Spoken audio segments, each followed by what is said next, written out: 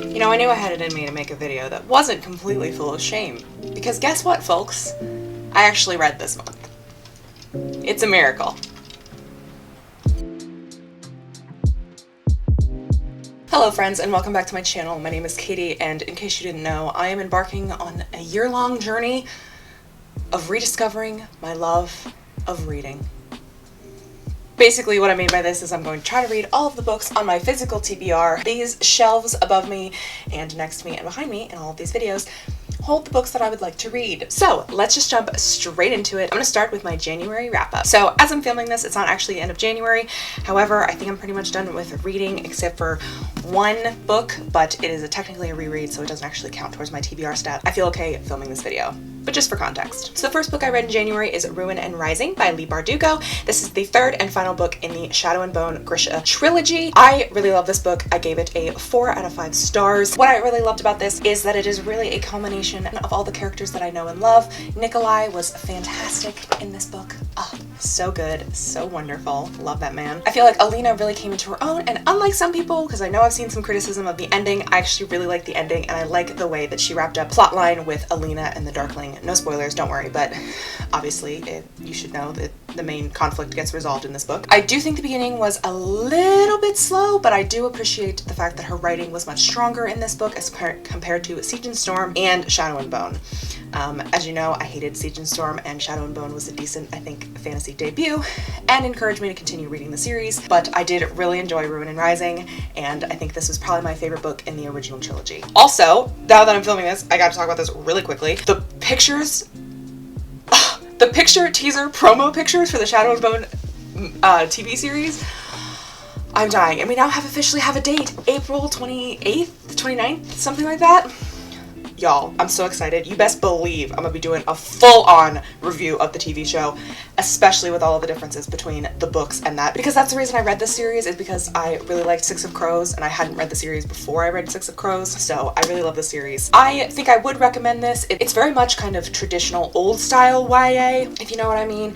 It's not ACOTAR, it's not like Throne of Glass, like, it doesn't have that kind of spice level. I don't know, I've been watching too many book talks, if you couldn't tell. The next book I completed in January is also a reread, and that is Six of Crows by Leigh Bardugo. I didn't think it was possible for me to love this book any more than I already did, and on my second read through, I loved it even more. Yes, I'm absolutely one of those hoes that's gonna talk forever about Six of Crows. This book is so good. Oh my god, how is it so good? Like, literally, the leveling up of writing from Ruin and Rising to Six of Crows is absolutely insane. This book is so amazing. The characters are incredible. The story is incredible. The way she pulls the strings of the plotline is truly a mastercraft. 5 out of 5 stars. I cannot speak enough about this book.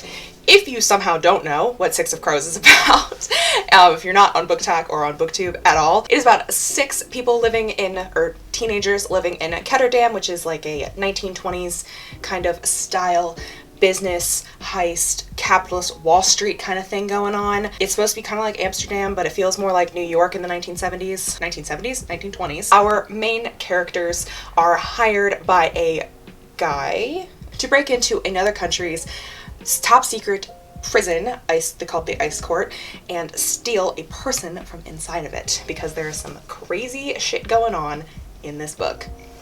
That's all I can tell you. It's a fantasy series. It does branch off of the Grishaverse.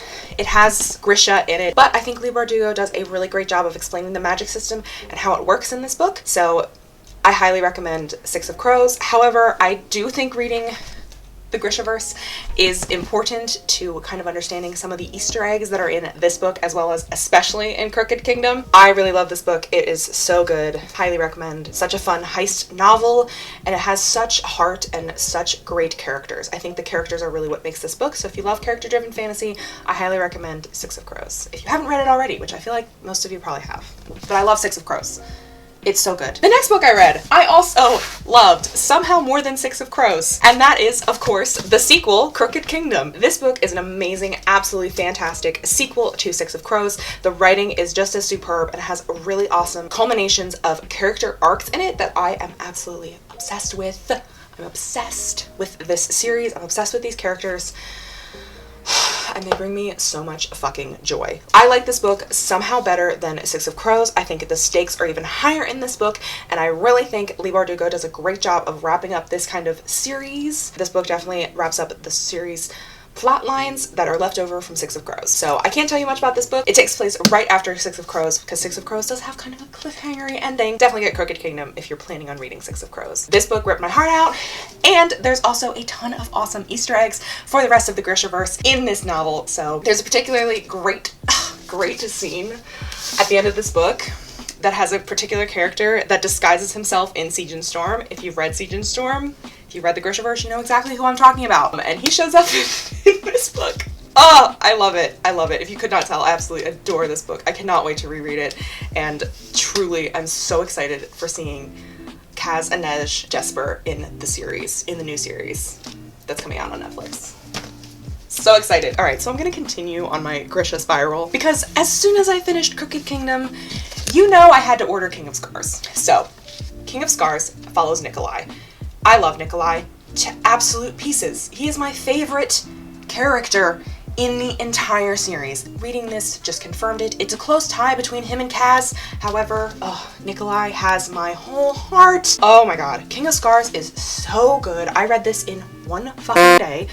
Also, just as a small side note, look at how fucking beautiful this book is naked. What? It has no right looking that good. Because, I mean, the cover's also gorgeous. Anyway, so this takes place, I think it's like 2 months after the end of Crooked Kingdom. I will say you have to read the Grishaverse and the Six of Crows duology before you read King of Scars, or else you're going to be very confused. You're not going to give a shit about the characters, and you're not going to really know what's going on in the world, because it very much builds off of Crooked Kingdom. You just won't care about the characters in the way that I do if you did not read the other books in the series. I'm sorry the glare on this is so bad. That's why I'm not looking at the camera. I'm trying to, we'll just hold it like this, even though it's weird. So in King of Scars, we return to Ravka, which is the main country that Grishaverse is originally set in, the original trilogy is in, and we have 3 points of view characters. We have Nikolai, Zoya, and Nina. I gave this book 4.5 stars. I really did enjoy it. I think it's a really great continuation of the Grishaverse. However, I do think there's a couple of plot points that I wasn't totally here for and I thought were a little bit weird. There's just some weird stuff with the Saints that I didn't really enjoy and I wasn't fully here for. But you know, I can forgive it. 4.5. The voice in this is so strong. I love Zoya. She's my whole heart. And these 3 characters are 3 of my faves. I love Nina, I love Nikolai, and I love Zoya. So like this is like the perfect book. Also, Rule of Wolves, the second book in this duology, and like the culmination of like all of the Ravka stuff comes out in March, and it's like so close. It's so close. Enough of me rambling about Six of Crows and the Grishaverse for one day. Alright, moving away from the Grishaverse, I actually read a Kindle book next, and it's called In the Dream House by Carmen Maria Machado, and this is a memoir told from her, and it kind of details her life and her experiences as she was dating a woman who turned out to be very abusive, and it is such a wonderful, heart-wrenching book. Oh my god. It hit at all the right places. It is such a wonderful memoir. However, I will obviously give a trigger warning for it has domestic abuse. It has talks of sexual stuff. It has a lot of queer theory in it. It's a very heavy book and is not to be taken very lightly. I personally read this because it was recommended to me by one of my favorite professors in college because she thought that the writing style was very interesting. I really enjoyed this book. I gave it 4.5 stars. And the thing that I really loved about this memoir is the fact that it is told in 2 points of view. Like literally 2 points of view. The beginning of the book is told in first person, and then as she starts to recount the events that happened in the dream house with her abusive partner, she changes the point of view perspective to you. So it really feels like you yourself, obviously, as you're reading this, you're the one who is experiencing the things that she's describing, and you're the one who's doing these things. And it's a really very humbling experience, and it really hits very deeply with like me, who's a very empathetic person. So I really enjoyed that aspect of it. She does weave in more first-person narrative, especially because she does talk a lot about the history of queer relationships, the history of queerness itself, as well as the history of female queerness in regards to sexual abuse. And I think she does it way better than I ever could. My favorite chapter by far is a chapter about queer villainy, which is so good. I highly recommend if any of that sounds interesting to you. I do warn you, it is a really heavy book. I recommend that you read it when you're in a steady and stable mindset, because it is not for the faint of heart. However, it is a really amazing book and really awesome, and I thoroughly enjoyed it in a academic kind of standpoint. On a scale, I gave it a 3.5 stars on my golden star scale, and I gave it a 5 out of 5 stars on my red star scale. So if you don't know, I have different ways of scaling my books. I made a whole video you can watch about it up there, or maybe it's up there. I think it's up there though. That you can watch about how I rate books. So that's how I would rate this book, specifically because it has an academic rating. Every other book that I read this month doesn't have an academic rating, or it could, but y'all don't need that right now. And then the last-ish, I have 1.5 books that I read at the end of this month, and the first one, I'm so sad. I'm so sad about this one. It is such a disappointment, and I am so mad because I was really hoping I could use this book as a comp title for my book, The Wrath King, so that's great. And that is Wicked Saints by Emily A. Duncan. I gave this a 2.25 stars, and just the more I think about it, the more I dislike this book. I'm just gonna quickly go over the things that I did like about this book. They're few and far between. The character of Seraphim and his companions I really enjoyed. I really liked his perspective. I really liked the shit that he did in his thing. I liked the intrigue of his. I liked the family drama in his point of the book. I think his voice was the strongest out of the other ones. I like the setup. Yeah, I like the idea of a centuries-old holy war. And that's literally it. That's all I enjoyed about it. The things I didn't like about it, I don't think the style is really cohesive. I don't think the style is really great. I think the magic system is not very well fleshed out or thought out. And honestly, the romance is just so shit. It's just so bad. Like, I can't even describe how bad it is. I will put a couple of Goodreads reviews down below that thoroughly go through what I also think is wrong with this book. However, the thing I'm going to talk about with this is the fact that the last 10 chapters are almost incomprehensible. And I'm a very competent reader. I read a lot. I literally have an English degree. I literally do this for, like, fun. And I read a lot of fantasy, too. Clearly, most of the books that I read are fantasy. Most of the books behind me are fantasy. I read mostly fantasy. So I'm not going to say that it's incomprehensible because I don't know the fantasy genre. I'm pretty confident in saying I know the fantasy genre really well. I'm going to be arrogant and say that. When you read a lot of fantasy, when you study a lot of fantasy, you tend to know a lot about fantasy. The end of this book is just not comprehensible at all. And I genuinely don't know how that happened, because like the way the last 10 chapters felt is like I read up to this point and then I put the book down for 3 months and then came back to it and started reading. However, I didn't put it down after like the halfway mark because I read books really fast and I just wanted to get this nightmare over with. So it's super confusing, doesn't make any sense, and honestly, the concept that I think she's running for and going with Eldritch Demon and like Halo angelic goddess thing just isn't working. It isn't fully developed, it isn't fleshed out, it doesn't make any sense. There's a whole bunch of Deus Ex Machina in it. I can never say that word, sorry. In it. It's just full of it. Like, the ending is full of it. It doesn't make any sense. It's just completely incomprehensible garbage. Sorry to say it. Don't read this book. Don't. So the next book I can't imagine getting through the trauma of is the second book in the series, which is Ruthless Gods, also by Emily A. Duncan. The book jacket cover is somewhere on my desk. I didn't feel like it deserved to put that pretty book jacket on it because it doesn't deserve it. To be fair, I gave this book a shot, hoping that maybe her second book would be better than her first book. I gave her 53 pages, which I know doesn't seem like a lot, but considering how I felt after I finished Wicked Saints, you should be proud of me that I gave her any shot at all. Just can't. I can't. I'm DNFing it.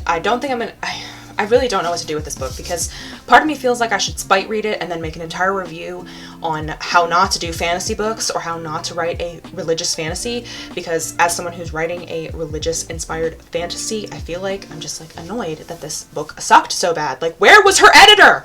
Where was her editor? And like, how does this get published? Like, how? It's incomprehensible garbage. Like, I can't understand what's happening. The character motivations aren't there. They make no sense. And the way she describes things does not make any sense. Like, there's no sense to be had. Like, if you read this book and actually understand what was happening, please tell me in the comments, because I genuinely cannot understand what she was going for with these books. I really cannot understand. And I'm someone who understands high-level concept shit, so I really tried to love this book. I really tried to love the series. I really did. I promise you. I tried to love it, and I can't. I can't deal with 500 pages of absolute madness. So, that's all I'm going to say on the matter. moving on. Okay, so I added 2 books to my TBR. The first one I've already read. That's King of Scars. Obviously, I bought this book because I needed to, because I needed it, because I loved it. There we go. And the second book that I bought this month that I added to my TBR is Lore by Alexandra Bracken. So those are the books I added. All right, let's talk about my TBR wrap-up stats really quickly, and then we'll be done. So at the start of January, I had 84 books on my TBR. I read 4 of them that were on my physical TBR. I'm down to 80. And then I added 2 new books, so I'm up to 82. And then I'm subtracting 1 because Ruthless Gods I am not going to be reading anytime soon, and I would like to take it off my TBR because I don't know if I'll ever continue it. And I don't want to think about that book hanging over my head, so it's just gonna kind of be pushed aside unless I'm gonna do it for like an experiment or like a talking video or like maybe something in the future. But for right now, I'm not having it on my TBR. My current updated TBR is 81 books. So I read 6 books this month, and I only went down 2 books. I really need to stop buying books. I really do. Oh, there's just so many good ones. And March, I'm gonna buy so many books in March because so many good books come out in March. This is such a problem. I love books. Anyway, thank you guys so much for watching. I hope you enjoyed this rambly review kind of video. So if you like the style of video, please give me a thumbs up down below. It really helps my channel and tells me that you're liking my content. And if you want to see more of my rambling face, make sure you hit subscribe down below. I make writing and reading related content, as well as I'm salty on Maine all the time.